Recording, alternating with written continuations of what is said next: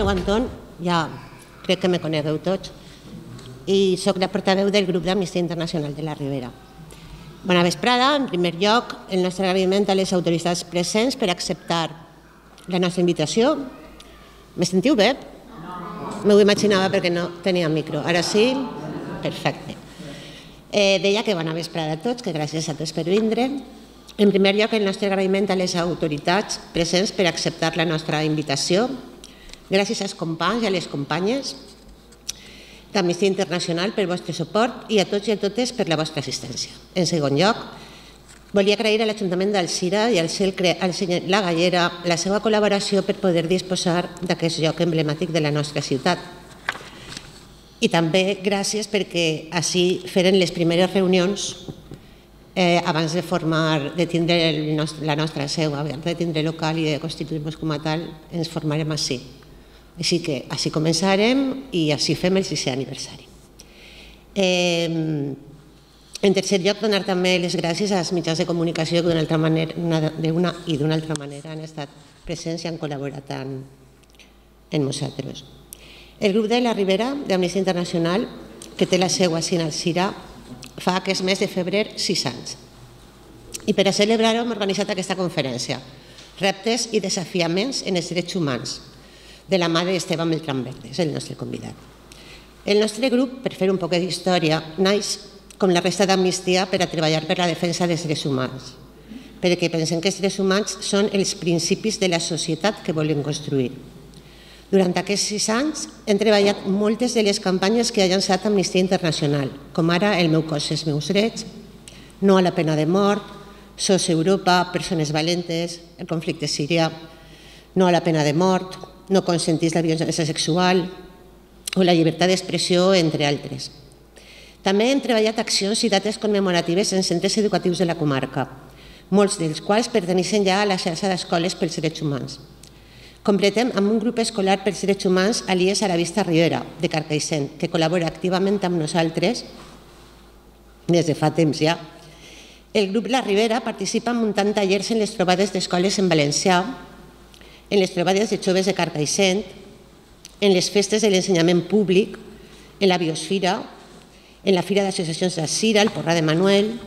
Durant aquests anys hem comptat amb la col·laboració de professionals com ara Lola Bañón o Ximo Bosch. I també hem comptat amb el testimoni de defensors i defensores de drets humans, sobretot defensores que són perseguides, agredides i amenaçades de mort per alçar la veu per a reclamar drets socials. Entre elles podríem parlar d'Esperanza Aguirre, Yolanda Kelly, Marta Lucía Rojas, Alfamir Castillo i Aleida Quintana. A més, hem establert aliances per potenciar esforços en diverses associacions en la comarca. I així a Alzira formem part de la Taula per la Convivència, que està integrada per 11 associacions en les quals hem realitzat accions conjuntes de promoció de la justícia social. Hem realitzat i continuarem realitzant. Passo a presentar la taula. A la meva esquerra teniu el senyor Esteban Beltrán Verdes, que porta 35 anys treballant pels drets humans a tot el món. Des de 1997 és director de la secció espanyola d'Amnistia Internacional i forma part de l'equip global de gestió d'Amnistia. També és professor de Drets Humans i Desenvolupament en cursos de postgrau en 6 universitats espanyoles. Ha sigut investigador de violacions de drets humans per Amèrica Central, director de l'oficina del secretari general d'Amnistia Internacional i ha format part de més de 20 missions d'investigació en diferents països, entrevistant víctimes, governs, mitjans de comunicació i organitzacions. Ha viscut al Regne Unit, l'Argentina i l'Equador, entre altres. És autor de diversos llibres i publicacions sobre drets humans, com ara Derechos torcidos, Tópicos, mentiras y medias verdades sobre pobreza política y derechos humanos, y el seu últim llibre de poesia, que és La jodida intensidad de vivir. Txelo Vives, a la meva esquerra, és advocada i és presidenta d'Amnistia Internacional de la Comunitat Valenciana, y es ella quien ahora te la paraula. He explicado, creo, todo el trabajo que se realiza el Grupo de la Ribera, pero es enorme el trabajo que realiza. De hecho, en las reuniones que tenemos todos los grupos de Amnistía Comunidad Valenciana, cada 2 meses, son mensuales, y al hacer el orden del día siempre dejamos un espacio más amplio porque siempre sabemos que Carmen Lucas, como representante del Grupo de la Ribera, va a estar muchísimo tiempo explicándonos toda la cantidad de cosas que hacen en defensa de los derechos humanos y todos los proyectos que tienen de futuro. Así que, Carmen, también una mención especial para Carmen por el trabajo y por el esfuerzo que realiza. La verdad es que está muy bien representada tanto en Amnistía, a nivel de comunidad como a nivel de sección.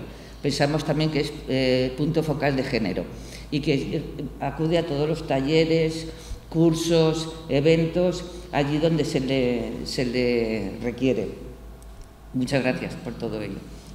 Por otro lado, también me gustaría agradecer, ¿vale?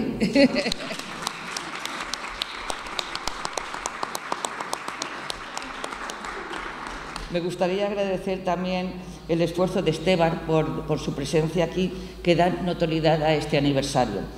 Dado que él sabe, y así como también sé yo, la importancia que tienen los grupos locales, los activistas de los grupos locales, para la sección española y para la defensa de los derechos humanos, y entonces sí que hacemos nuestro el eslogan de somos una organización de personas que trabajan por personas. Así que muchísimas gracias a todos ustedes y enhorabuena al Grupo de la Ribera en este aniversario. Bueno, ¿cómo están ustedes? ¿Bien? Bueno, les agradezco mucho que hayan venido. Lo primero, claro, agradecer a Chelo y a Creu las presentaciones. Agradecer lo mejor de los aniversarios de este grupo, que siempre me acordaré, es que porque normalmente celebramos el 5º, el 10º, el 20º aniversario, pero muy poca gente celebra el 6º aniversario.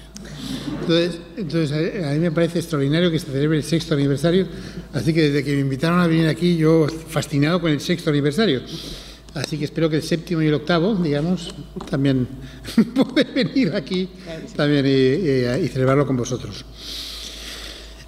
Bien, lo que voy a hacer un poco es hablar un poquito, si os parece, durante media hora más o menos, y luego tenemos un tiempo para poder charlar con preguntas que tengáis y comentarios.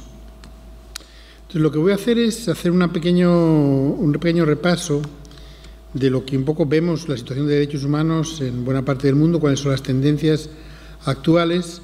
No debo ocultaros que esta parte de la conferencia no será especialmente divertida, sino que tendrá algunos aspectos un poco difíciles. Pero también me gustaría terminar un poco hablando de lo que son un poco también las tendencias positivas, porque esto es importante conocer que las buenas y las malas noticias son importantes. Por ejemplo, la mala noticia es que hay retrocesos en derechos humanos. La buena noticia es que los retrocesos no son para siempre, y eso es así según marca la historia, ¿no? Entonces, voy a empezar nombrando algunos de estos retrocesos y analizándolos, y luego ya os digo, tampoco voy a ser muy exhaustivo, porque también quiero que haya una parte de preguntas y comentarios por vuestra parte. Voy a comenzar por algo que normalmente no se espera que comience por alguien que trabaja sobre derechos humanos, pero que es importante que tengamos en cuenta. Un elemento básico de caldo de cultivo de las violaciones de derechos humanos que ocurren en todo el mundo y nuestro país tiene que ver con la desigualdad. La desigualdad es cuando la sanidad, la educación son un lujo solo para ricos. Entonces, lamentablemente, la igualdad de oportunidades para que la gente pueda disfrutar de sus derechos está en retroceso. Los políticos con los gobiernos gravan de manera insuficiente a las grandes empresas y fortunas y no se ha conseguido recortar la evasión fiscal. Digo que esto es importante porque uno se espera que en el ámbito de derechos humanos uno solo hable de cuestiones morales, pero esto es importante. Es decir, lo que hace que funcione en un país, en los países nórdicos, sociedades estables, con una clase media muy amplia, son el respeto a la educación, la salud y la vivienda como derechos humanos, y para eso requiere una inversión de ingresos fiscales apropiados. Entonces, por ejemplo, en el año 2015, solo 4 centavos de cada dólar de ingresos fiscales recaudados en el mundo provenían de impuestos sobre la riqueza como la herencia o la propiedad. Incluso las tasas fiscales a la riqueza se han reducido o eliminado en muchos países ricos y apenas se implementan en los países pobres. Y esto es un elemento muy importante, porque además esto va unido a un sistema de evasión fiscal muy fuerte, en el que, como bien sabe, tiene un nombre estupendo, que son paraísos fiscales, pero estamos hablando de lugares y agujeros negros por donde se escapan, donde florece la corrupción y se escapan los derechos humanos, ¿no? Por ejemplo, los países empobrecidos pierden al año en ingresos fiscales por motivo de evasión de impuestos unos 170.000 millones de dólares. Por lo tanto, en Nepal, por ejemplo, un niño de una familia pobre tiene 3 veces más probabilidades de morir antes de cumplir 5 años que una familia rica. En India, un país donde las desigualdades son brutales, el gobierno apenas aplica impuestos a los más ricos y presenta uno de los niveles de gasto en salud más bajos del mundo, por ejemplo. Estamos hablando de esto, este elemento de desigualdad es lo que crea un caldo de cultivo en las sociedades de violación de derechos humanos. Y por lo tanto crea un freno a la educación, un freno al acceso a la salud y un freno a la vivienda. Entonces, enfrentar la desigualdad para crear sociedades justas con igualdad de oportunidades es un paso esencial para cuestiones de derechos humanos. Y mientras, igual que una tortilla se hace con huevos, yo no sé otra forma, o no sabemos otra forma en Amnistía, de enfrentar las desigualdades que haciendo una redistribución de la riqueza. No hay otra forma. Por lo tanto, este elemento de desigualdad es un elemento fundamental para crear caldo de cultivo. Y les convino a pensar cuáles son los países más estables en materia de derechos humanos, que son aquellos que crean, que hacen del respeto al derecho a la salud, a la educación, a la vivienda, elementos fundamentales de su cultura de país. Y eso es porque esos derechos son los correctores de las desigualdades y permiten avanzar y construir una clase media cada vez más amplia, en donde la clase más rica es mucho más reducida y la clase más pobre es más reducida. Esto es desde el principio de los tiempos. Y esto es importante que lo sepamos y lo tengamos como marco de derechos humanos importante. Dentro de este contexto, la segunda tendencia que quería hablar con vosotros era que de un tiempo a esta parte, no ha sido muchas veces así, pero de un tiempo a esta parte, el odio a otros, el miedo, han pasado de la retórica a la realidad.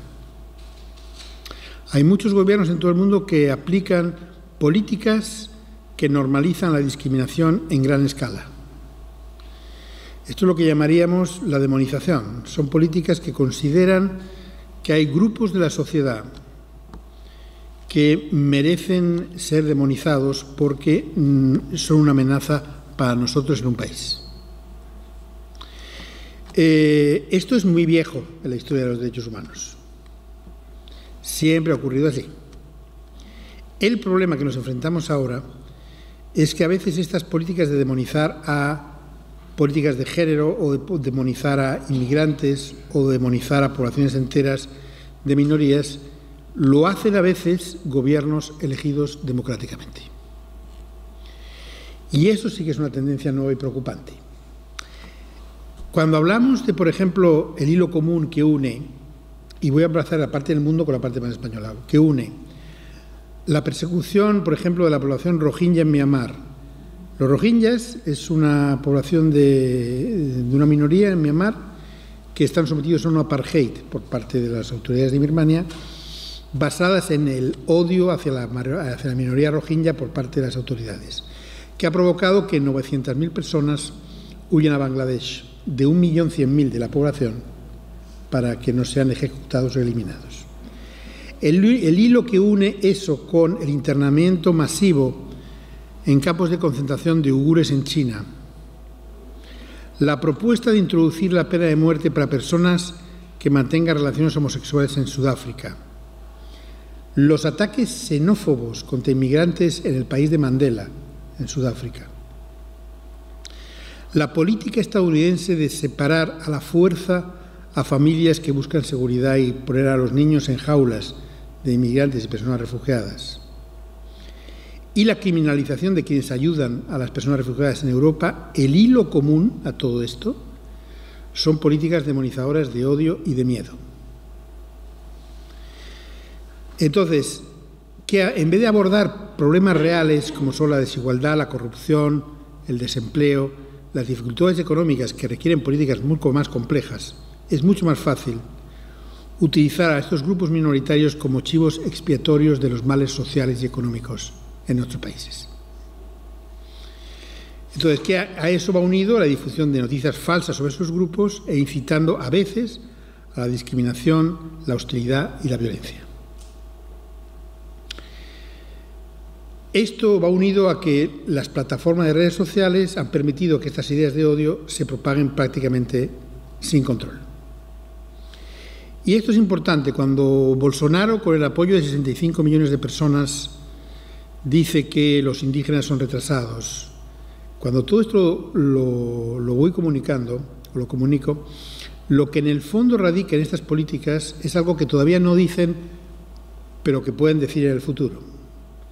Y es que, en realidad, pensamos, los que hablan de esta política demonizadora, que hay seres humanos que no son iguales a otros, sino que son inferiores a otros. Esto es lo que está en la parte sustancial. Todavía no se atreven a decirlo, porque claro, los últimos que se atrevieron a decirlo fueron, en la década de los 30, los nazis antes de la Segunda Guerra Mundial. Y esto es una cuestión, ha habido un consenso después de la Segunda Guerra Mundial en que por primera vez en la historia de la humanidad todos los seres humanos nacemos libres e iguales en dignidad y derechos. Este concepto es básico y se ha respetado, se ha violado, pero se ha respetado moralmente la verdad en los últimos 70 años, que son inéditos en la historia de la humanidad. Nunca antes en la historia de la humanidad hubo ese consenso. Entonces, cuando hay políticas que hablan de esto, hablan de, en realidad, considerar a seres inferiores a otros. Y esto luego veremos cómo se puede enfrentar. Yo creo que es importante, al final de la conferencia iré a esto. Hay un tercer reto, les sigo diciendo, tengan paciencia, no se depriman mucho, es el reto de un planeta que se acaba. Quizá no hay mayor reto intergeneracional de la historia que lo que está ocurriendo con el cambio climático. Esta última década ha sido probablemente la más calurosa de la historia. Este cambio climático, además, que provoca largas sequías en África, devastadoras tormentas tropicales en el sudeste asiático, olas de calor en Europa, todo esto amenaza, además, con exacerbar las dificultades y las desigualdades entre países desarrollados y países en desarrollo, entre etnias y clases, entre géneros, generaciones y comunidades. Tiene un impacto nocivo en el derecho a la vida, la salud, el alimento, el agua, la vivienda, los medios de vida. No hay otra amenaza más grande. Y los datos sugieren que el clima extremo no irá más que a peor, a menos que los gobiernos tomen medidas urgentes para reducir las emisiones de carbono en el plazo más breve posible. Hay una cosa importante, esta amenaza que se ve como algo que tiene que ver con el medio ambiente, en realidad tiene que ver con nuestra vida. Porque toda persona tiene derecho a la vida y a vivir en libertad y en condiciones de seguridad. Pero, por ejemplo, un tifón, Yolanda, en Filipinas, se cobró la vida de casi 10.000 personas. Un solo tifón. En Europa, los golpes de calor, por ejemplo, se han cobrado la vida de 35.000 personas. La Organización Mundial de la Salud prevé que el cambio climático provoque 250.000 muertes al año entre 2030 y 2050 por malaria, malnutrición, diarrea y golpes de calor.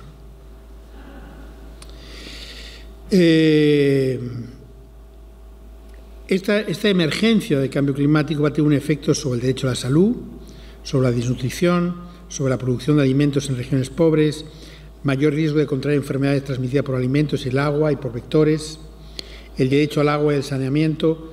¿Será el agua una de las razones de los próximos conflictos armados?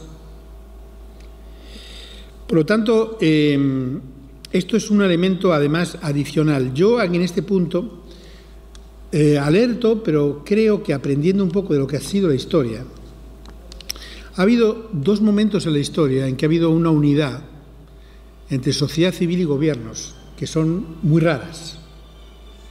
Cuando ha habido esa unidad entre sociedad civil y gobiernos para enfrentar amenazas, han sido en dos momentos de la historia. Uno, la esclavitud, en el siglo XIX, en que se unieron gobiernos y sociedad civil para combatir la esclavitud, y la segunda, y acabaron con la esclavitud, aunque hay elementos, hay cuestiones que todavía se mantienen, pero acabaron con la esclavitud. Y la segunda es la pena de muerte. Gobiernos y sociedad civil se han unido en buena parte del mundo para luchar contra la pena de muerte. Y de hecho, eso ha provocado también que en los últimos 50 años hemos pasado de tener 16 países que habían abolido la pena de muerte a tener ahora 142. Por lo tanto, en cambio climático yo creo que hay una tercera posibilidad de que haya esa unión entre sociedad civil y ciertos gobiernos para enfrentar el vacío en el que vamos a vivir y que nos amenaza. Por lo tanto, yo creo que hay posibilidades.